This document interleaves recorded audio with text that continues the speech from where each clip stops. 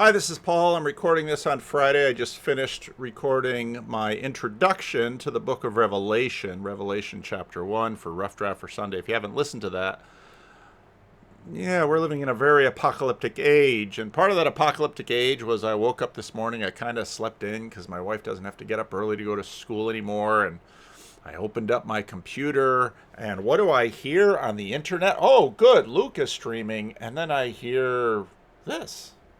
No, yeah, that's about my sense has always been that, like, okay, so first of all, it's like if if all of okay, now I'm gonna get myself into hot water.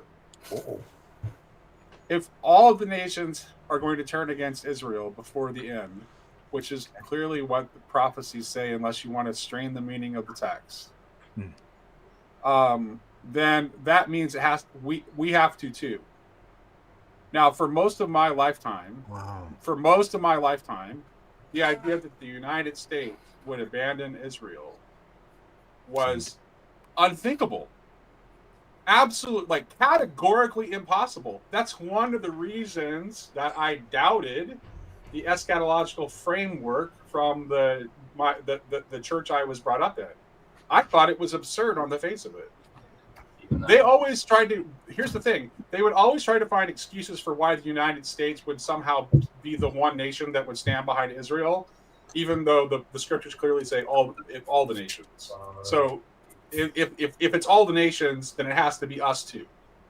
So Israel has to be left standing alone. This depends on what you mean by Israel. Which is to strain the meaning of the text. Because why does this? If the text doesn't mean Israel, then why does it have all the geographical indicators? Can I point out though, like I just went down this deep dive recently when Cruz kind of flubbed about. So I listened like, what exactly is going on? Now, I didn't quite know, and so I went back and Luke, this is your day. I'm going to look at the part before you let everybody else in, and I'm going to focus on what you had to say.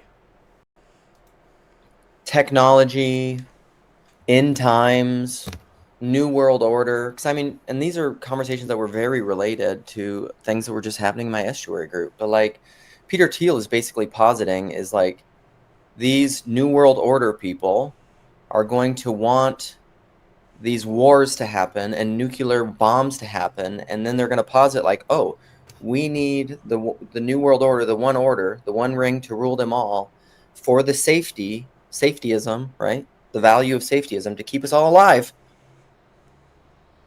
right? Because like, if we don't have this powerful thing on top controlling everything, the one ring to rule them all, we're going to kill ourselves with nuclear weapons. And so in that sense, it's like the nuclear weapons are a foil or a gimmick or a way to usher in this new control. I think that's what Thiel is getting at. And I don't know, there's so many. This is why we need diversity in the corner too, because I know there are these people in my estuary. There are people that are very concerned, and Nate Heil, if he shows up, maybe Nate will show up. I know Nate has said recently that he showed up. And, well, let me go over here. Recently, Sherry did a live stream with her slow goodbye. She's leaving Grail Country, which I thought, well, that's interesting. And then she had a live stream, and Shelly was on, and Shelly's got 3 kids, which just absolutely made me overjoyed. And it was so much fun. Even though, of course, it was a sad thing, but Sherry's not going away from the corner. She's leaving Grail Country, and she read a beautiful, beautiful piece to sort of introduce this. All right, I titled the essay, Light Casts a Shadow. Let me move this. I believe it has been at least 7 years since I joined a ragtag group of people who sought conversation about their doubts, their questions, and their existential angst. The conversation was like drinking from a deep well. What mattered most was that people had a place to speak without fear. The whole thing was exploratory, New horizons, uncharted territory, a wild west. No sheriff, no schoolmaster. Just community and a need for each other, in a deep reliance on the other. Faces and mirrors. Places to discover oneself and the great mystery of personhood. Buddha, Jesus, Ganesh, Allah, and Yahweh featured heavily. Even Heavenly Father made an appearance. Everything was allowed. Nothing mattered. We had arrived, and precisely where was redundant. We had each other, and so we could finally find ourselves. We penetrated our gaze desperately into the far reaches of the other's configuration to see if we could see ourselves there, and we did, immediately. The picture was a bit blurry, but with time we sensed it would become clearer, and so we exercised patience, tolerance, and loving kindness. But honestly, it was only because we wanted something that we thought we could have, something we thought we could take, something that we have never found, never seen, and always longed for. Our own face. There are always two sides to everything. The light casts a shadow. There is an elemental sound to my life, a song that flows in cavernous underground rivers, in the dark, where it is fresh and cold. I wander with it, feeling my way in the darkness, learning to distinguish shapes that arise from the sound reverberating against the wall of the cavern, carved out by this river of music. Smells, sounds, and the texture of the thing have become my eyes. Light, perhaps uncreated, illumines the darkness, and I feel home. I am home in the dark uncertainty of my life, surrounded by a primordial pulse of a heart greater than my own, a note sustaining me. I feel alive. I love to feel alive. Creation, that elemental sound, calls me to participate. To create is to live. To live is to dance. So I dance. A quote from George MacDonald. I went to the rosebush and listened hard, but could not hear the thinnest ghost of a sound. I only smelt something I had never smelt in any rose. It was still rose odor, but with a difference, caused, I suppose, by the wedding march. If that doesn't make sense to any of you, that's because it's not supposed to. I love this quote so much because he mixes up all the senses. As the blurred lines become more distinct, focused, and clear, the reflection was not what we might expect. Sometimes it was more beautiful than we could have imagined, sometimes innocent and naive, other times confused and broken, and often nothing like what we thought. That's when things got difficult. Can we accept a thing for what it is? Even worse than this, what is, and what is a thing? And did you see that? And so we doubt our eyes. Otherwise, we would have never asked. So difficult. The happiness ebbs, flows in, and ebbs again. We think we need to know, but what for? If we are being made, can we ever know? We will always need a little faith and a lot of patience. So where did that new land go, that wild west? When did the sheriff arrive in town, and how did we miss the schoolhouse being built right in the middle of the town square, next to the brand new courthouse? We long for the meadow, the stream for water, the circle of communion at the campfire, and the trees for shade, but they have all been cut down to build the boardwalks, because all the roads have turned to mud. The circle has become a grid, and we all got our own address. I came out of the forest like a child from the womb, an already old child. I was so full from the feasting. I was so empty from the fasting. I had gone in and come out. I had come out and gone in. The light was bright, but it also cast a shadow. I longed for darkness again. The silence was deafening, the fullness exhausting, and I felt incomplete. I listened hard. I waited. I didn't know where to begin. Everything was big, very, very big, entangled, and so long, so very long. I was in this moment, and then I wasn't. I didn't really want to think.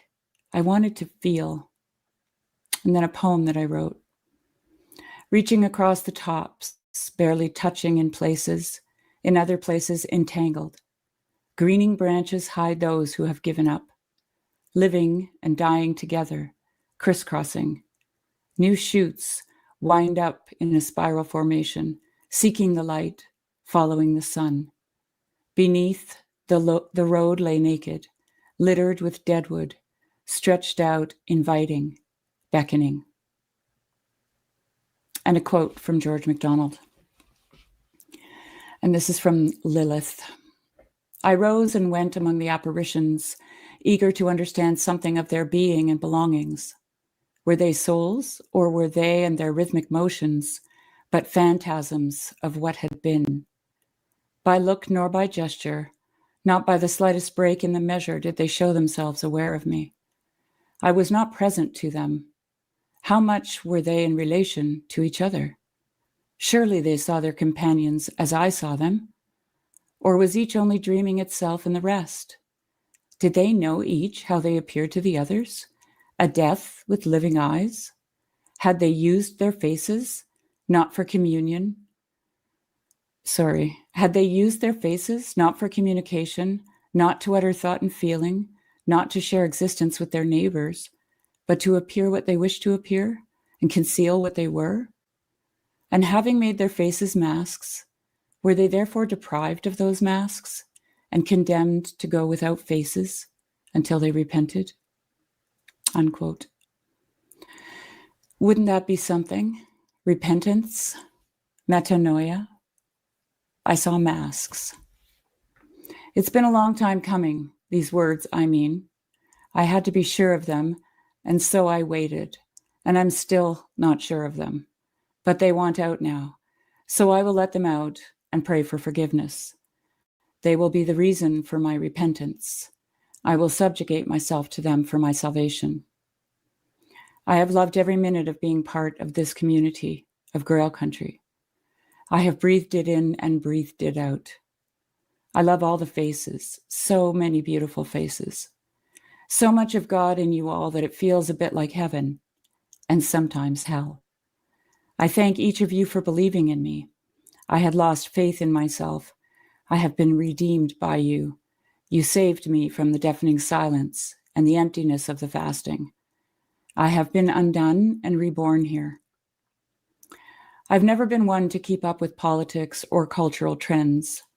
They have always seemed so transient to me, and sometimes I race ahead of them and find a comfortable spot in a tree as they parade by, and they appear foolish. It may be a fault within me, but I've never been able to shake it. Other times I lag behind, fixated on the beauty of a sunrise, the long struggle of a chick emerging from the miracle of an egg. What a miracle the egg is. Or the smell of a pine forest after a fresh rain, or the sun beating down on the new leaves of a poplar, trembling in the breeze like a newborn baby, stretching its little fist into the air of its new life. The elemental sound, the river beneath it all, the darkness always beckons me. The mystery. The light always casts a shadow. I came in, and now I have to go out. I'm afraid of stasis, of things falling in on themselves, and entropy. I have to keep moving, keep seeking. I need to feel the weight of the liturgy of seasons. It must be so in me. I hate to say goodbye, especially in the dark cloud of unknowing. I have no plan except to catch up with God. And a verse from Isaiah. A voice of one calling, prepare the way for the Lord in the wilderness. Make a straight highway for our God in the desert. He is making a way for me, and I have lingered too long, and he is so far ahead of me now. I have relied too much on myself, looked down and saw my nakedness, and hidden from him. He calls me to hard places, thorny and wild, but he is so good, and I will taste and I will see. I long for him. I want to be lost without him, to feel the desperation of a child for her mother, and to find his face in a wild rose, or hear his voice in the midnight call of the loon. I have to go back to the wilderness, to wisdom, Sophia's azure eyes, and the invisible embrace of beauty. And then a poem that I wrote. Greens and blues, full color and hues, ripples and waves, feet move and sway. There it flies with wings outstretched, tips fanned out. That's always the clue. Ripples and waves emanate out. The whole earth vibrates with them, touching my mind, my heart. Moss, lichen, old man's beard cling and live for centuries. Trees whisper, and the wind passes right through me. A warm embrace from behind, unexpected, wraps around me. I lay into it, rest from the unrest. Somehow the air feels transformative, pure, foreign. This aloneness isn't alone. It sees me, it knows me. I need this. I need to breathe it into my eyes. I need to breathe. Once I knew fear. It's you that I long for, unafraid. And I would turn and turn and turn and turn in it until it turns into me. I don't want to talk about what's right, who's wrong, things I should fear, theology, or trends. I want to love. I cannot hate. It makes me someone I despise. And I can't despise myself because I long to know God, and the only way up is through. I have also just begun to love the me that God gave me, and I can't go back again. Quote from Meister Eckhart. The eye with which you see God is the eye with which God sees you. And a quote from George MacDonald. The strange thing to you, he went on thoughtfully, will be that the more doors you go out of, the farther you get in, unquote. And a quote from John O'Donohue. Beauty shines with the light from beyond itself, and love is the name of that light. And beauty is attractive because it has at its heart some profound equanimity. It's not just the preserve of special elite luxury moments, but beauty is also close to the fractured side of experience. Beauty dwells in the palace of broken tenderness, and no life is without its broken empty spaces, unquote. Can we be happy to love someone? Is there anything more difficult? I have no hills to die on, only mountains to climb. And a quote from Lilith from George MacDonald. How long must they flaunt their facelessness in faceless eyes, I wondered. How long will the frightful punition endure? Have they at length begun to love and be wise? Have they yet yielded to the shame that has found them? I heard not a word, saw not a movement of one naked mouth. Were they because of lying, bereft of speech? With their eyes they spoke as if longing to be understood. Was it truth, or was it falsehood that spoke in their eyes? They seemed to know one another. Did they see one skull beautiful, and another plain? Difference must be there, and they had had long study of skulls. My body was to theirs no obstacle. Was I a body, and were they but forms? Or was I but a form, and were they bodies? The moment one of the dancers came close against me, that moment he or she was on the other side of me, and I could tell without seeing which, whether man or woman, had passed through my house, unquote. And then one more from George MacDonald. Quote, to go back, you must go through yourself, and that way no man can show another, unquote. I am closer to the end of my life than most of you. Many of my strivings have been for nothing. As I look back across the landscape of my life, I understand that I've been carried, saved from myself. I should have leaned in, but I pushed against. I should have loved, but I often hated. I should have forgiven, but I wanted vengeance. Age makes you tired of the fight, and death, the equalizer, makes fools of us all. I want to talk about beauty. Seems to me everyone wants to talk about politics, cultural trends, and theological differences. I am nearing the end of my life. I want to cultivate my garden. I want to die well. You are not looking for answers. You are looking for yourself. Quote, but as she looked, the horizon widened out and the dome of the sky ascended, till the grandeur seized upon her soul, and she fell on her knees and wept. Now the heavens seemed to bend lovingly over her, and to stretch out wide cloud arms to embrace her. The earth lay like the bosom of an infinite love beneath her, and the wind kissed her cheek with an odor of roses. She sprang to her feet and turned in an agony of hope, expecting to behold the face of the Father, but there stood only her brother. Remember to love. We can find agreement without consensus, and we can be authentic without dispute. I would like to leave you all with a word of warning, but that would be fear talking, and I will trust God instead. The Lord is my shepherd, I shall not want. He makes me lie down in green pastures. He leads me beside quiet waters. He restores my soul. He guides me in the paths of righteousness for the sake of his name. Even though I walk through the valley of the shadow of death, I will fear no evil, for you are with me. Your rod and your staff, they comfort me.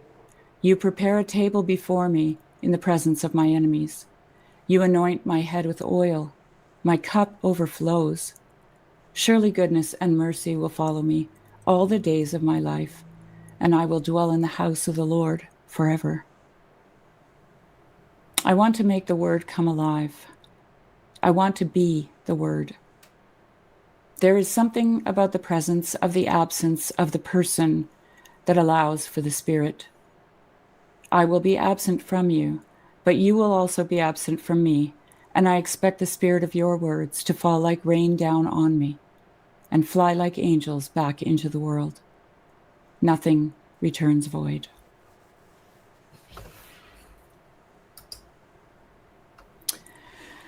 So that's it. Now I'm going to drop a link.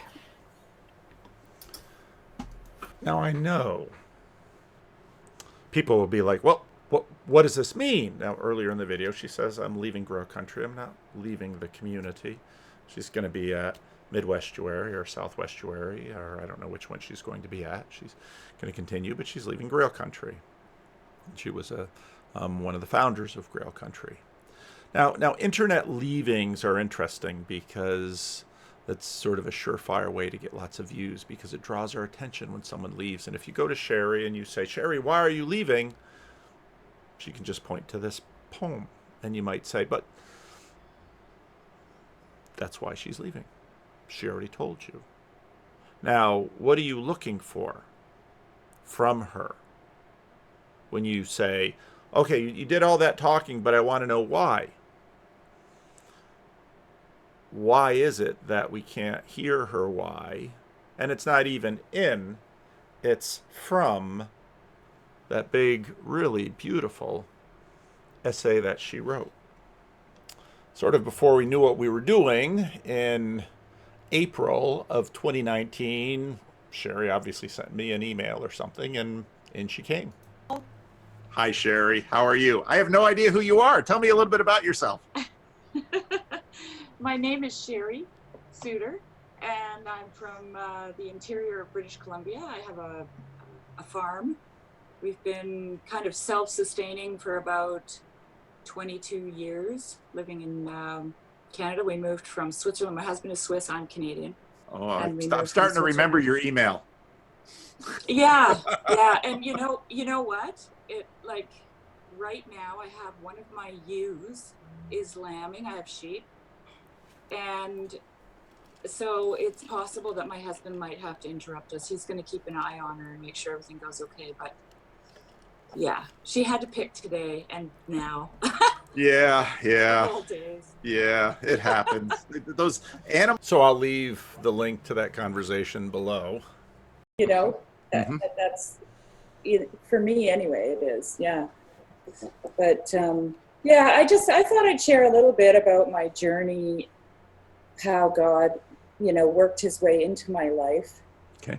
I did mention before that I wasn't raised in a Christian home. My mother's mother was a Christian, and my mother was a Christian. My father was not, and we attempted. They did attempt some church going moments, and so I was exposed to a little bit of United Church Sunday School here and Baptist Church something or other there, but it wasn't very consistent.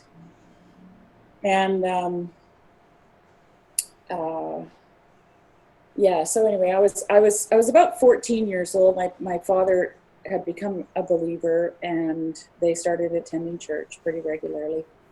But I was well on my way to having my own identity and my own interests, and church wasn't one of them for me at the time. And I was actually quite a rebellious person. So I had some bad habits. I was into drugs and, stuff like that at a young age. And my mother asked me one day if I wanted to go shopping with her for some clothes, and I thought, wow, that would be great, let's do that. And so we jumped in the car, and she drove me to the local church, and there were all these buses parked out there. And she opened the trunk and pulled out my suitcase and said, "You're going to Bible camp for the summer." And so I was very, very upset, of course. But this was their attempt at salvaging what they could. Yeah. And so I remember sitting in the bus, and I was looking out the bus window and thinking, these people are going to be so sorry they ever met me. They're going to send me home, Yeah. And I don't remember a whole lot about the whole Bible camp stay, except for one very important moment in my life. And I guess they had a regular campfire every evening, and people would sit and talk and sing songs and, stuff like that. So I was sitting at this campfire, and I was on my own. I didn't want to be friends with anybody. I really didn't want to be there. And I had my Bible. I had a Bible that my mother gave me, and it was sitting on my lap. And I had it because we had to bring it with us. And it was dark, and I looked down at the Bible, and the fire was flickering on the lettering, the gold lettering that said Holy Bible, right? And I don't know why I remember that, but somehow it jarred me, and I just thought, oh, this is so stupid. I'm getting out of here. I don't want to sit here any longer. And I got up from the campfire, and I walked along the beach. It was on a lake, and suddenly I was thrown to the ground, literally. So I'm at this, very conservative Bible camp, Brethren Bible camp, and I get thrown to the ground, and I'm face first in the sand, and basically eating sand, and I could feel this heavy weight on my back, and all I could, I couldn't audibly hear anything, but I had this very strong sensation that God was saying to me, I love you. I love you, right? And I was wriggling and trying to get up, and I couldn't get up. And this weight was just pushing me down, and I was trying to crawl in the sand, and I was being pushed down. And then finally I struggled up to my knees, and at that point this weight lifted. But the whole time, the love of God was incredibly powerful. Like I could feel it. I knew that that's what he was saying to me, and I was weeping. Like I was weeping. And I got up and I walked down the beach, and I met a woman who was a counselor there, and she asked me if I was okay, and I didn't talk to her. I just kept walking, and that was that. That was it. I didn't convert, I didn't suddenly jump up and say I'm saved or anything. I didn't even tell anyone, actually. I think I told my husband about this maybe a month ago for the first time. Wow. And yeah, and because I'm not a sensationalist, you know, like I'm not, those kinds of things I think are not things that can be replicated or should be replicated. And We're going to God send you to just this chooses. camp. We're going to throw you on the ground. We're going to make you crawl in the sand. That'll do it. And you're going to get up and be a Christian. Yeah, I haven't seen that technique work with a lot of people. So No, not replicatable. that's right. But you know, when Jordan Peterson referenced Israel meaning wrestling with God, that whole experience came back to my mind as this moment in time where I really didn't want to be a recipient of God's love. I didn't want it. I didn't want to be there. I didn't want to know God. I had my own agenda, you know, and I wasn't going to play ball with my parents or anybody else for that matter. So, well, you know, yeah, it was a real. I'm so glad you shared this story because, and I've made this point in a number of my videos, people share the stories you told me, while it's unique to you, is not categorically different from other stories other people have told me about similar events in their lives, especially events surrounding what would become part of the process of conversion. And as a pastor, people are willing to share these kinds of stories with me, but by virtue of our secular society, there's a degree of embarrassment about it because it's weird. These things are not supposed to happen. And so nobody talks about them. Only certain kinds of people talk about them. But the kinds of people who have told me stories like what you just told me these are people with positions. They're trusted in society. They have credibility. They're most of them are not Pentecostal in any way. They haven't had a lot of experiences like this, but something happened in a moment that turned their life around, and it's inexplicable. Although at the same time, it's, well, you tripped, or, I mean, someone, if they wanted to really hard to just kind of dismiss the thing, it's this, you know, wrestling idea too, right? Like I really latched on to that. I mean, I knew that Israel meant that, you know, but I had forgotten. And then, you know, with the listening to Jordan Peterson and thinking about my life, because my life has been very complicated. It's been difficult. I've struggled with depression. I've struggled with anxiety, you know, I've almost lost my marriage. You know, there's been a lot of difficulties. But when I said in the last conversation that being in a relationship with God is the adventure of a lifetime, it is the Narnia Chronicles, you know, it isn't all, you know, sunshine and rainbows, right? But there is this deep sense of knowing when you come into that relationship with God, there's a deep sense of knowing that he's got you, you know, I've got you, and we're going to get through this, you know. So I was struck. So the link to this one is below. You can certainly watch them both 6 years ago. Back to Luke.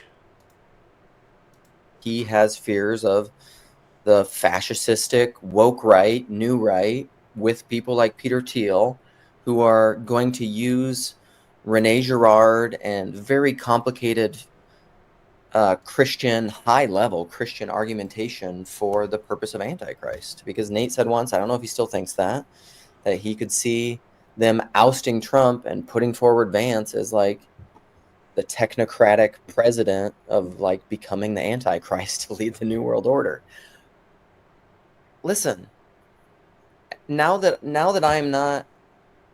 I'm away from growing up in the satanic panic of the 80s and 90s, and at one point I owned every every single hardcover book of the Left Behind series, Jerry B. Jenkins and Tim LaHaye.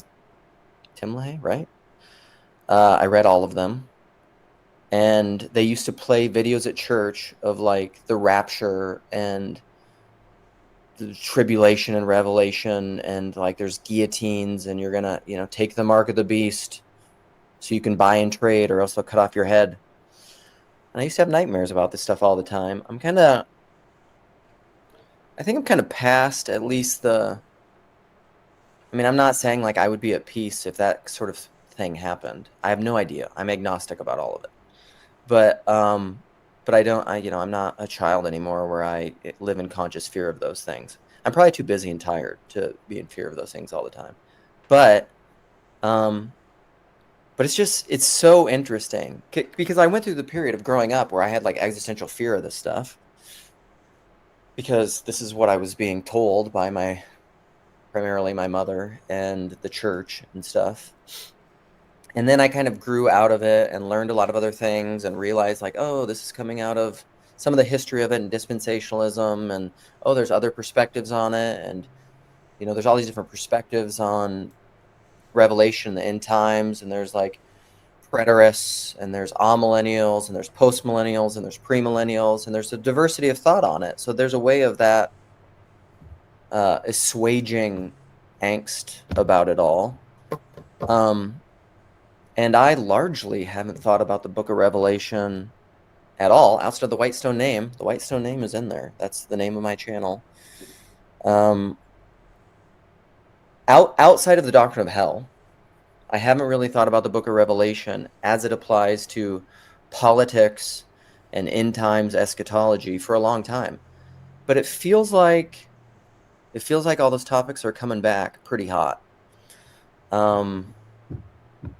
And I just posted in my Signal group chat with my local estuary,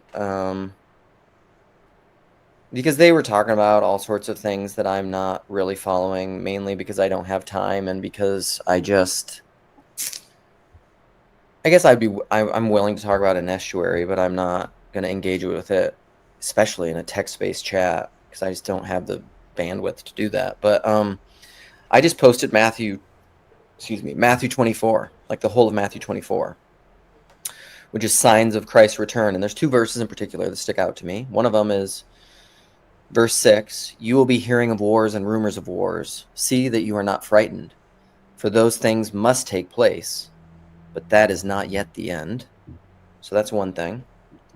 And then a verse toward the end is verse 44. So it's talking about like when the Son of Man, be ready for his coming. Therefore, be on alert, for you do not know which day your Lord is coming. This is talking about the second coming of Christ. But be sure of this, that if the head of the house had known at what time of night the thief was coming, he would have been on the alert and would not have allowed his house to be broken into. For this reason, you must also be ready. So it's just saying be vigilant for the end. For this reason, you must, for the Son of Man is coming at an hour when you do not think he will. So then those verses just make me think like, okay, so there's going to be wars and rumors of wars, but don't be frightened. These things have to happen, but it is not the end. That seems like kind of where we're at. But that's kind of always where we're at.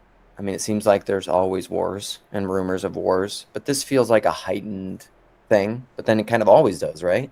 This is the eternal permeating the temporal, I suppose. I was just thinking this morning about Eric Weinstein will often talk about the strangeness of this period that we've been living in.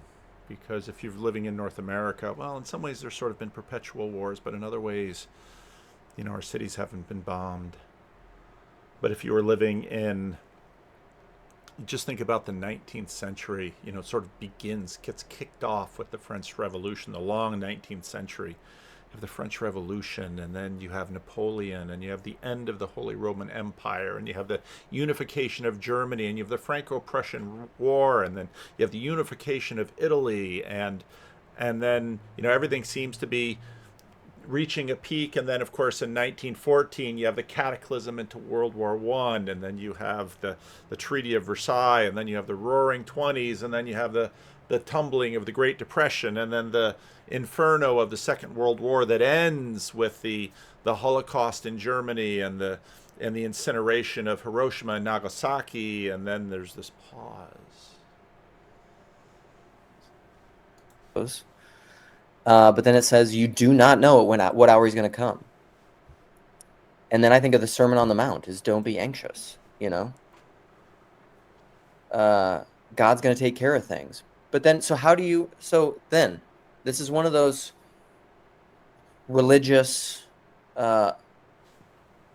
paradoxes, right? And Luke, this is your moment. This is the moment that you said something that I thought, I've never heard anybody quite say this. And you said it so well, and you put your finger on it. And it's right there, which is kind of sort of this moment. And when I listen to Sherry and why she's leaving Grail Country, and of course Grail Country was after those conversations I had with her, and of course the development of the corner has been sort of all over in different places, not engineered by me, not organized by me, some places inspired by me, and different channels rose up, and different practices in the channels. Luke and his monologuing, leaning into the coming in of dropping the link, and everybody coming in, Grail Country with its particular angles, Jacob's Corner, Federici, that thing, Mark Lefevre, his own channel, Navigating Patterns, that I'm sure he's live streaming right now. Father Eric has his channel. Sam, make sure you see, well, that might pull in some of Sam and Nate talking, but what Luke says right here, I thought, wow, Luke, that's so right. How do you be vigilant and be ready, but yet you don't know the hour, and also don't have anxiety about tomorrow? So how do you be vigilant and stay ready, but not worrying about tomorrow? And then I also just think practically, if you think about spheres of responsibility and influence, number one, I can't control what you think, what anyone thinks. I can only sow seed. I've talked about that a lot. I can just say what I think. Jordan Peterson says this: say what you think, let the cards fall where they may, which is easier said than done. I think that's an aspirational thing for even Jordan Peterson. I don't think he often does that because he gets worked up and worried. Because if you are bearing anxiety and bad fruit, you're obviously not letting the seeds fall where they may and let God give the growth. You're worried about it. So you're not doing that. You're the fruit of worry in you and anxiety, and the sky is falling and we have to change everyone's mind. Well, that's evidencing to you that you're not really trusting God. But how do you, I guess that's maybe a good question. How do you be vigilant for the coming of Christ without worrying about the end times and wars and rumors of wars? And of course, maybe I'll read a little bit from More Than Conquerors. So I'm going to be preaching on the book of Revelation this summer. And why Revelation? I don't know. Did the fact that Jordan Peterson said he's going to do a seminar on Revelation, did that influence me? Maybe a little bit. The fact that I haven't touched the book for a long time influenced me more. And the fact that we're living in such an apocalyptic time probably influenced me the most. So I bought a couple of books. I bought Baucham's Theology of John's Revelation. It's in the rough draft. You can see the title. Some great quotes in there. It's really enjoying that book. I also bought paid $65 for another commentary on the book of Revelation. I probably have more commentaries on the book of Revelation than any other book in the Bible. I probably have 10 or 12 commentaries on the full-fledged commentaries on the book of Revelation. And they Chesterton, I read the quote in my rough draft for Sunday. Chesterton says, there are many strange monsters in the apocalypse in the revelation of John the Evangelist, but none so strange as one of his commentators. I thought it's a great Chesterton quote. But my favorite book on the Revelation continues to be an old one. And in fact, I bought this book used. There's a copy of it in the church library too. It's a book that comes out of the Christian Reformed Church. And No, I didn't buy this used. What do I find? What do I find?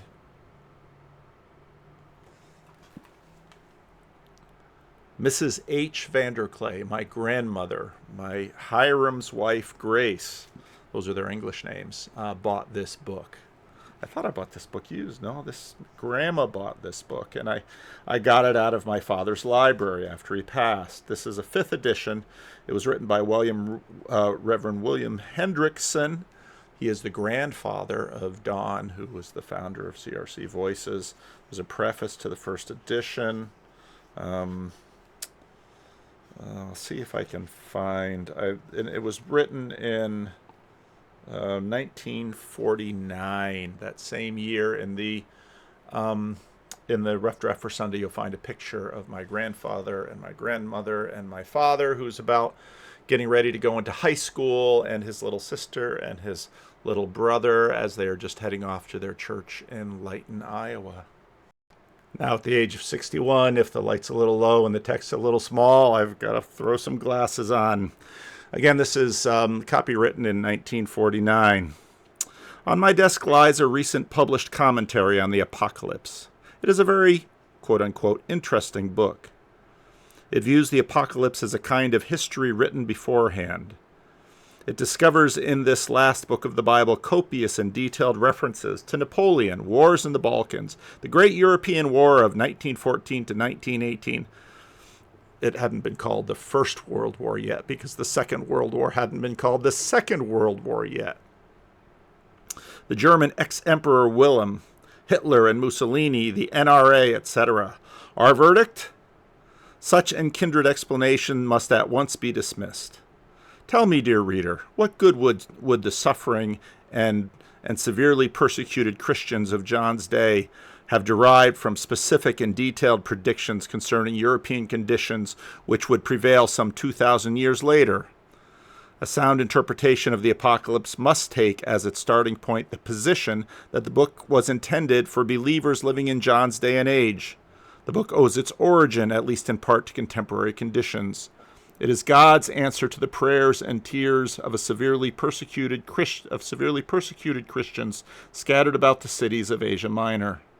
Nevertheless, although it's true that we must take our starting point in the age in which John lived, and much even emphasize the fact that the conditions which actually prevailed during the last century of the 1st century AD furnished the immediate occasion for this prophecy, we should give equal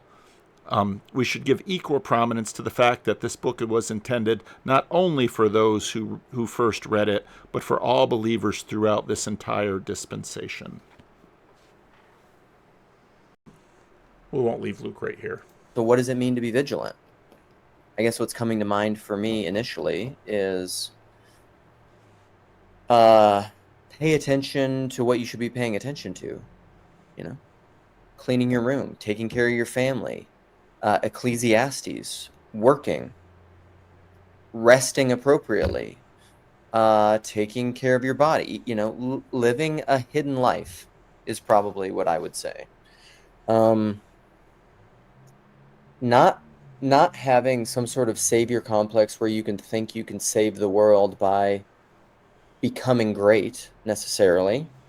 That doesn't mean don't try to become great, but it also means have humility. Do not sit in the high places, and at the right time, God will exalt you. So it's just do the things that you are called to do every day. Take the next right step, as Elsa says in Frozen 2.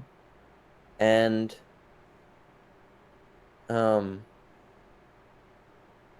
probably above all else, try to be honest and speak the truth in love. Because, the Epistle of James says, if you can, great ships are controlled by a small rudder. If you can control your tongue, what does James even say? He makes this. Okay, so then he's going to read from the book of James. Now KC Vanderstreek is, he was on some of the videos I recorded during Synod, but this was sort of his first move into the corner in terms of on a live stream, and his pitch was this. All right. That's a good pitch. Casey, do you have anything you'd like to pitch to the group? I mean, I had one that was pretty similar to what Ben was going to say, which is just regard to like how I think one of the things that happened at Synod was the recognition that your tone is also important, not just what you're trying to say and whether or not it's supported by scripture, but how you say things is also really important. Some of that came out on the floor, some of that came out elsewhere. I don't know how long we'd run on that. I know that goes off of Ben's. I think the deeper one somewhere down the line might be, has there been a flattening? And I think Nate brought this up actually as a question on the floor. Has there been a flattening between what we declare that the Word of God says, what the confessions say, and what Synod says? And is that going to be problematic down the line? So the tone was what I wanted to focus on. Now I'm going to switch to a source that's going to surprise some of you. Morning, kitty cats. Oof. Fun topics happening in the corner lately. Just recently. I mean, I feel like a lot of things just came together. I just saw PVK. PVK just dropped his. I mean, I'm sure a lot of people are watching his thing right now. Oh, it's members only, actually. So where are we at? 32. I'm almost done with it. Let's do it quick. Sorry. Quiet. It's not members only. So I'm like 90% of the way done with it. We already have. Oh, you can't even see the views. No, you can. 135. What do we mean by religion? Man, that's so related to what Chris Howard was just talking about in his morning stream, which I put in a link.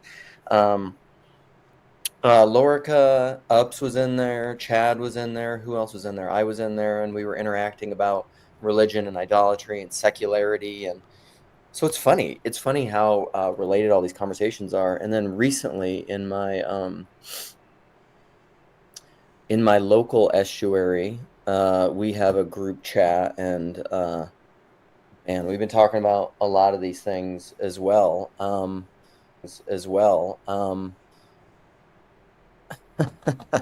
Zionism, eschatology, end times, man. End time stuff is coming back. It's so hot. It's so hot right now. What's up, Sartori and Ups? And the main thing that I'm interested in is the robustness or the fittedness, the load-bearing weight of the TLC, of your own understanding. What's up, Almighty Om? Hey, I don't know. Hey, I don't know who you are, I don't think. I've never seen your handle before. I don't recognize it. So introduce yourself if you want. Maybe come in later when I open this up after my rant.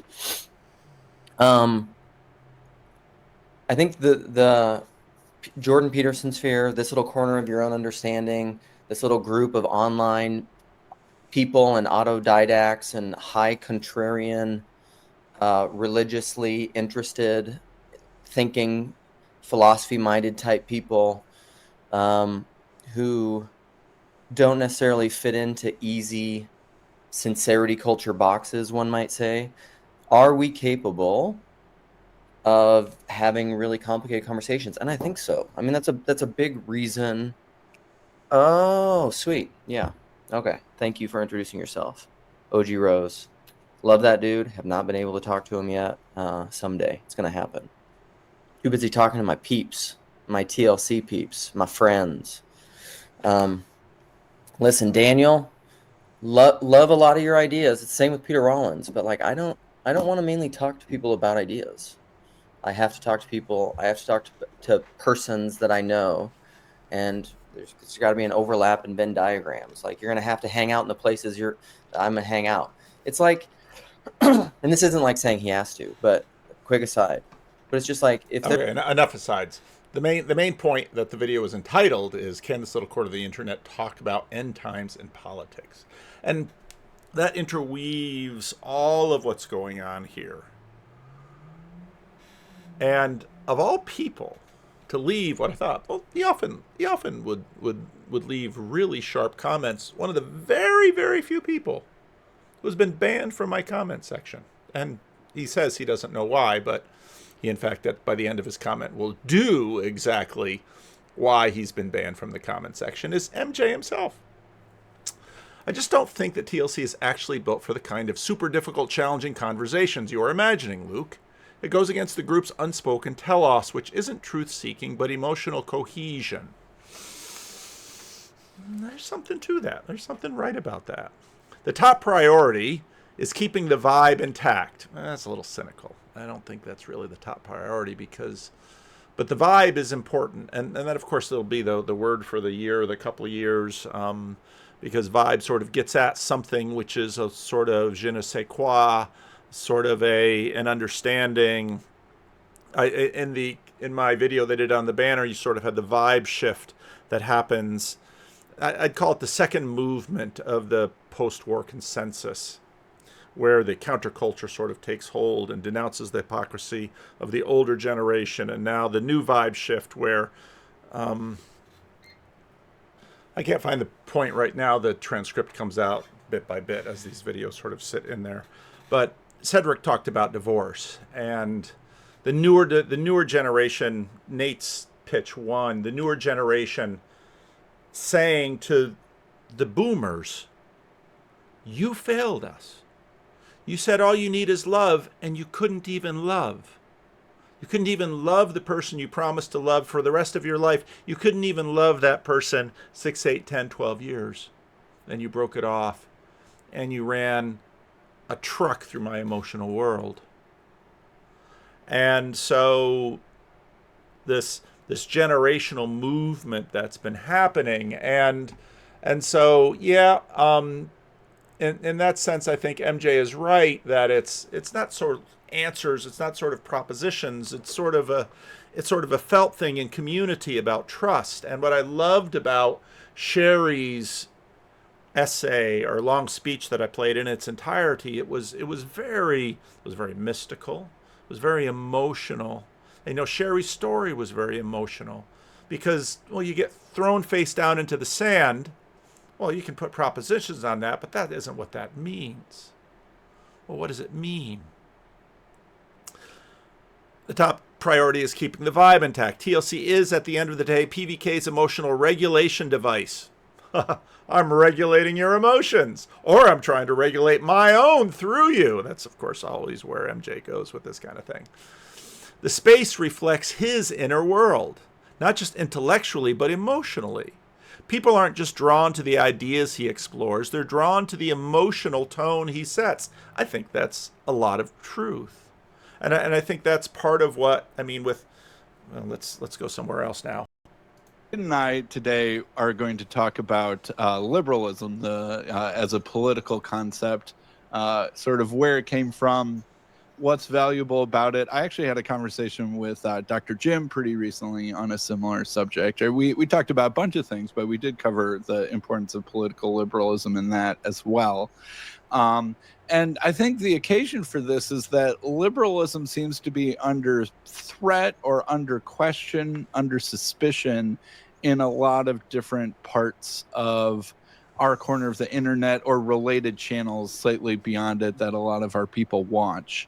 And that some of us are like, I'm not so sure that I want to throw that baby out with this bathwater. I'm not sure if any of the alternatives I see on offer are better, or if really the problems that we see with it are really liberalism itself, or almost a failure to live up to liberalism. And so yeah, right. I think well, let's talk about, I think that's not where I was necessarily. Well, I wanted to start with answering the question, what is liberalism? Great. And so we can define our terms out the gate. But I think before we even do that, you picked up on something there about what was going wrong that formed a community like TLC to form in the first place. It's pretty clear that TLC is downstream from the IDW. Mm-hmm. And the IDW clearly formed as a classical liberal reaction to an illiberal direction that had been taken by the progressive left in the movement that came to be known as woke. Yes. The reason we all hated woke was because it was illiberal. Yes. That's why we didn't like it. Yes. So how does it make any sense to pursue a remedy to the problems we were reacting to in woke by having more illiberalism but from a different political direction? One might even say a woke right. Right, exactly. Yes. Yes. Yeah. I think that is exactly right. Is that I think that some people, I think that the general thought is that liberalism leads to nothing but drag queen story hour that you can't do anything about. And if that's all that it does for us, then we need some sort of alternative. You know, like in a sentence, basically. That's right, and that is related directly to this kind of false origin story of liberalism that has wedded it to a sort of radical individualism, as if that were the genesis of liberalism. Yeah. But I don't really think that that's a true story of how liberalism came to be, which makes it natural for us now to transition to, okay, well, what is liberalism? Right. And I mean, my stab at it would be something like, I mean, liberal, the word comes from sort of letting people be free, right? It is liberty, to allow people to choose, and to give more freedom to more people. That's like the root of the word, obviously. Right. And so I do think that individualism is an important part of the story. But I agree that one can have sort of a radical individualism that is perhaps not really kind of what liberalism is all about. I mean, I think liberalism is basically the idea that the government needs to be constrained by the people more than people need to be constrained by the government. It is mostly democratic. There's variations and flavors of how that works in practice. It lets people pick their own values and how to live while surrendering the need for there to be some super value structure really at the top. And so it... Now, right there is a really interesting point, comparing it to the Peter Thiel Ross Douthat, where Thiel makes the point that what we seem to run to is a one world government, and that's what's going to keep us from nuking each other. So if we have one world government, then that one world government will have a monopoly on violence. You can already tell sort of the tensions with liberalism in there. It sort of takes the power of religion and kind of divine authority, I would even say, away from the top of the political hierarchy, and gives that as a choice for people to make, independent of that. Well, I think the separation of church and state is like maybe the most foundational principle of liberalism, because it realizes that when you combine the mission of the state and the mission of the church or the churches together, it ends up inevitably corrupting the mission of the church. Yes. And then it brings up all sorts of difficult questions of how to handle religious minorities and people outside the church. Right. Yeah. And because religious minorities, people from religious minorities were very influential in establishing the system we ended up with, that's why it's a foundational concern. Yes. But there's something deeper than that. There's something deeper than that. Like, so I think even like individualism is kind of a metastasized version of Christian personalism, which is what I think actually is the genesis of the liberal project. Because in order to launch in the practical world of politics and law, a kind of liberal system, liberal theory, you have to begin from the standpoint of the inherent dignity and worth of the human person as just a given. Yeah. And that comes out of Christian personalism. Yes. And ultimately, it's rooted in the person of Christ, because in the person of Christ, we can see the way in which the old moniker that the whole is greater than the part is actually not true. Mm-hmm. Because Caiaphas is wrong in declaring that it is better that one man die for the sake of the people. Because the person of Christ has infinite value in comparison with the whole. Right. Right. He's like strange. He's right in a way he doesn't understand. He's wrong at the level of his own understanding and right in a way that he doesn't understand. And in Christianity brings in the idea that we are attempting to be persons in that image, which is of infinite worth and value. Mm-hmm. Then you get to the idea of the human person as something of infinite worth and dignity. Yeah. And I think it's... And again, the link will be below, and that whole video is an excellent video. Now, again, I want to go back to Luke's point. Oh, come on. There it is. Be vigilant and ready without worrying about tomorrow. I thought that was, Luke, that was really, really good. Now, let's go back to MJ.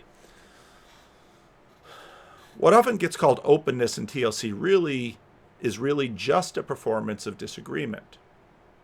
People push back only within a very specific range. It's safe and polite, but it never really leads to real confrontation or change.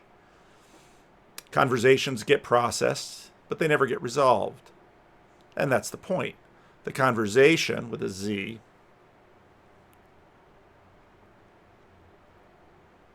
functions as the buffer zone where no one is allowed to press too hard without threatening the emotional balance of the group. I think there's something to that. I really do. But that is how all groups work. And sometimes there's splitting in groups. And you work through those things. And sometimes there's readjustment in groups.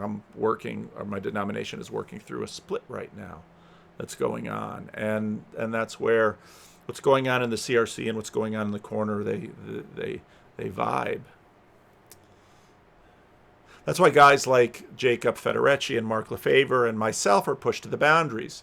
Unless that fundamentally changes, TLC will just keep circling the golden calf. I guess the golden calf is the vibe or the shift or me. I've been saying this for years. TLC is not a space for honest ideological testing.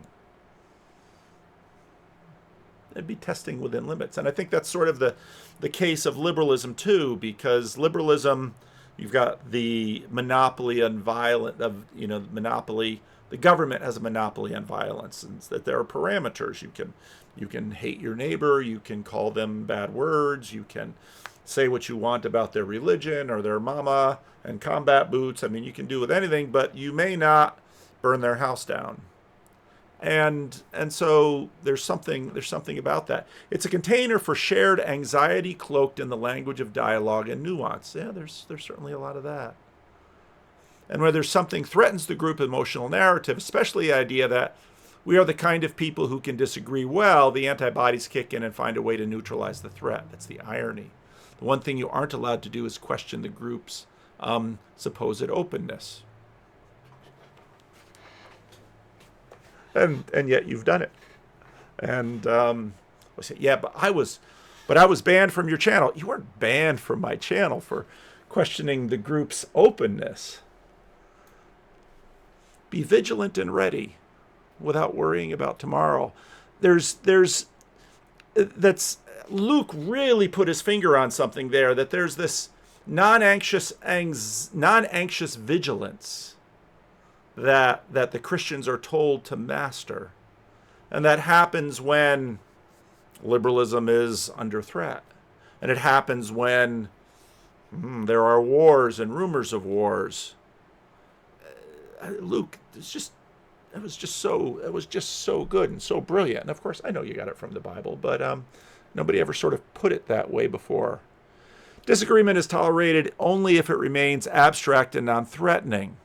Well, if someone threatens someone else with physical violence, the police are going to be called. That's liberalism. The moment someone insists on truth or clarity in a way that cuts through the facade, they become Satan. No, that's not what Satan does.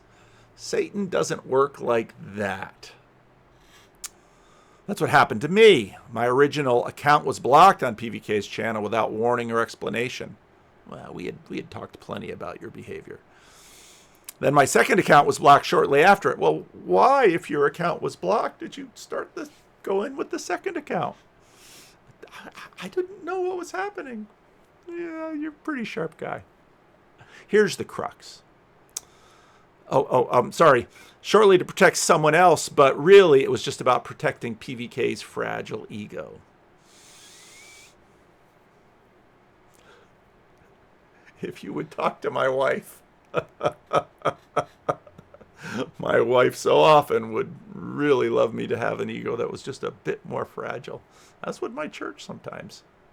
Here's the crux. The relationships in the TRC aren't really built on shared vision or productive dialogue. That's probably true. They're not. They're built more on a vibe. They're built more on a tone. They're built more on a hope, an aspiration, a vision. And I think Luke really nailed it, of vigilance without anxiety. They're formed around an unspoken resonance of unprocessed trauma, religious trauma, institutional disappointment, relational disillusionment, etc. There's plenty of unprocessed trauma. That's certainly the case. People here aren't just connecting emotionally, they're harmonizing around your wounds. Now, who's your in this? I think it's Luke. They're harmonizing around Luke's wounds. There's probably some truth to that. Luke shares some of his wounds, and they are harmonizing around Luke's wounds, because sometimes we see Luke's wounds and they're like, I've got those wounds too. And as Dale Cooper used to say, pain shared is pain divided. And when we all sort of share each other's wounds, well, at least we're not alone in our woundedness. And that is worth considerable value. That doesn't necessarily mean healing. It doesn't necessarily mean correction. But one step at a time, usually if people have a little bit more emotional reserve to address that wound, then they can have a little bit more emotional reserve to move forward towards healing that wound. That's what gives the space emotional intensity and fragility.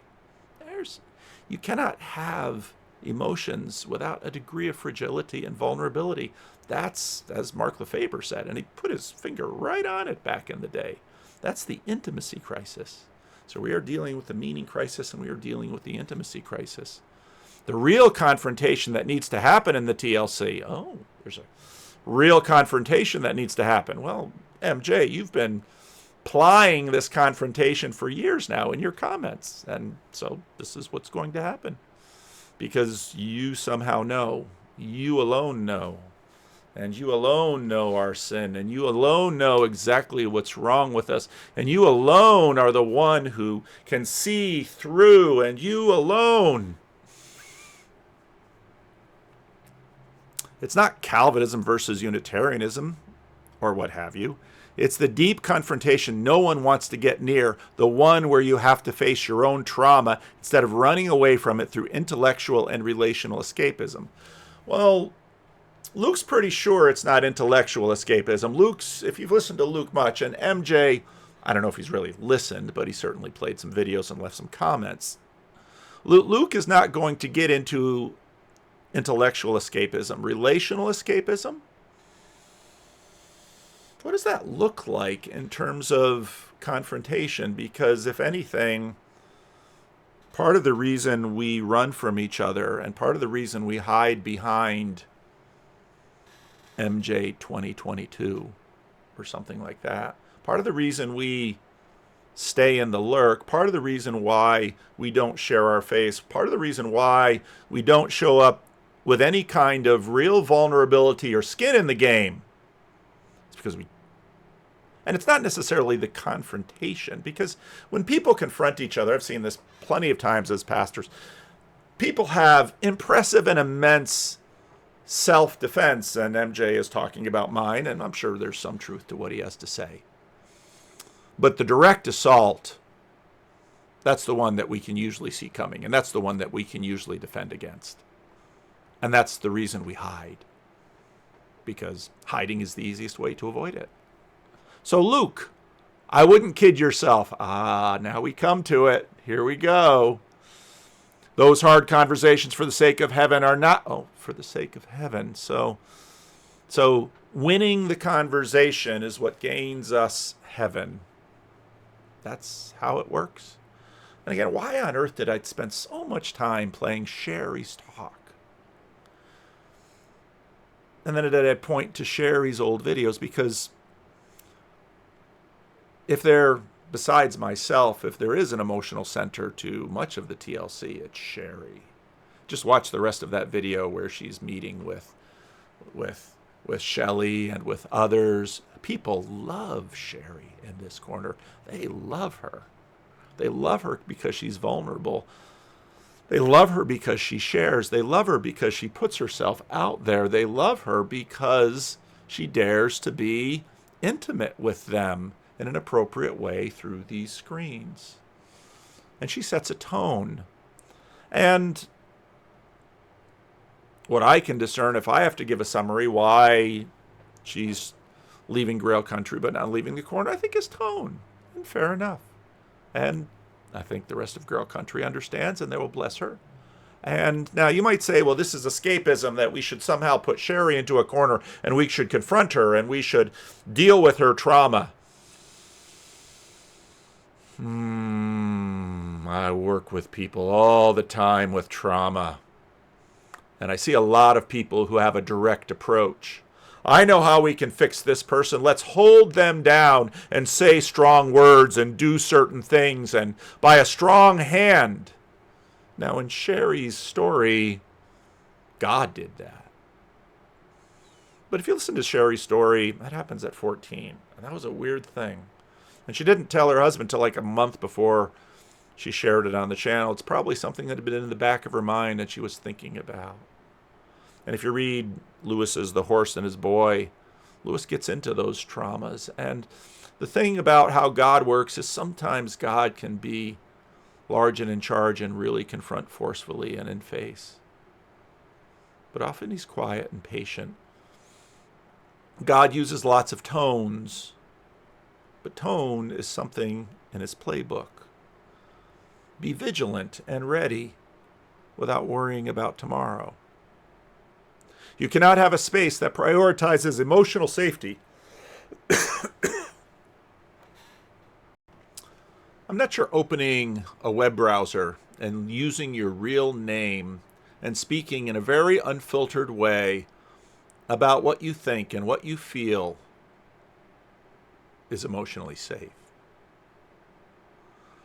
The people that you're seeing on these screens that use their real faces and their real names have courage. And they move into it for a tone. And they have emotional trauma. And part of what's happening for many of the people who come out of the lurk and come onto the screens, and it's not a surefire cure for what ails you, and there are plenty of people who stand with respect to it in all kinds of different ways. But I'm sorry to say that Luke does this, that this is emotional safety? MJ, I don't see your face. I don't see your name. You sit behind the comment wall and you make your accusations about the deep places of other people's heart. The confrontation that somehow you can see through this thin screen, and you pass judgment on these people because they're cowards? No. This is why you were banned. I'm glad you're still, if Luke wants to keep you around, if Sam wants to keep you around, those are the only two channels you really comment on. I get it. But to call Luke a coward? It's Luke Thompson, Whitestone name. And it's MJ 2022. So, where's the confrontation coming now? How's this working? Do you like it coming the other way? How's this go? Why did Sherry reveal so much of herself? And she made a painful transition. And of course, for the players involved, there'll be conversations behind. And I'm not saying, again, what I said after Sherry finished her talk. You want to know why? She just told us why. Took her half hour, but that's fine. It was a beautiful half hour. So yeah, there's plenty of emotional trauma, and there's plenty of vibe, and there's plenty of tone. But set and setting is important. And yeah, part of the reason that we tolerate a lot of diversity. And you would say, oh, yeah, but we're not really engaging in that diversity. No, we're not. We're not. Jacob and Mark and Luke and Sam and Nate and Sherry and me and how many others of us. You cannot have a space that prioritizes emotional safety and also expects a real confrontation and change, because that's how change happens. Sometimes it does. But Sherry told that story when she was 14. And then she told her story to me 6 years ago in 2 separate videos, and the links are down below. And then she did a very courageous thing by going out into the woods and looking for God and coming to a decision, a painful decision, a difficult decision, but a good decision. And the people bless her. And you might say, this whole scenario lacks confrontation. I've seen Christians do a lot of confrontation. Every now and then it goes well. Often, if you want to sort of put on the psychologist hat, the confrontation has a lot more about the one who is supposedly doing the righteous confrontation than the person they supposedly are trying to heal. And I would say that many, many, many people who listen to this video and listen to this channel know that full well, because they've been on the other side of confrontation. And somehow they got scared and they thought that clear words and sharp lines and strong confrontation was going to yield what? The percentage of how it works in others, in my experience, very low. The percentage of what it does in the confronter, very high percentage, yielding self-righteousness. Self-righteousness. It was so interesting. You can find videos of Tim Keller. I believe I'm correct in saying that Tim Keller's, when he was rising sort of in the after 9/11, when he was on the rise and his church was growing, of course in New York City, everybody wanted to know what he thought about, gays. And he had videos out there that didn't necessarily satisfy everyone, because those people that were looking for allyship from him didn't get what they wanted. But a lot of the other confrontation people didn't get what they want either. He was too winsome. Once I believe I heard that Tim Keller's brother died of AIDS. And if you're of that age and you died of AIDS, there's a pretty good chance that you died of AIDS because you caught it from somebody before it was really known what it was. And when you listen to Tim Keller talk, one of the things that Tim Keller would often say is that what sends you to hell is self-righteousness. Well, why would someone say something like that? Well, because finally at the root of self-righteousness, and if you listen to Tim Keller's gospel, he pretty clearly says because they are their own Savior and Lord. Because they think their own works can finally push them over the line. Now, certainly, we are all looking to hear, well done, good and faithful servant. And obedience is definitely a part of our response to what God has done for us, of the grace that he has extended to us through Jesus Christ, his Son. But that's self-righteousness. That's self-righteousness. So, Luke, this video is for you and for Sherry. Because Sherry, you had the courage to do what you did. And I saw it, and I thought, good for you. Now, how the inner workings of Grail Country gets navigated, that's all between you all. I'll just bring my tone, I'll just bring my vibe, I'll just encourage both parties and say, you're all adults and you can work this through. Sometimes people go separate ways, I get that. But to be vigilant and not worry about tomorrow, vigilant and ready and not worry about tomorrow, that is a holy thing and something worth pursuing. All right, that's the end of this video. Be vigilant and ready without worrying about tomorrow.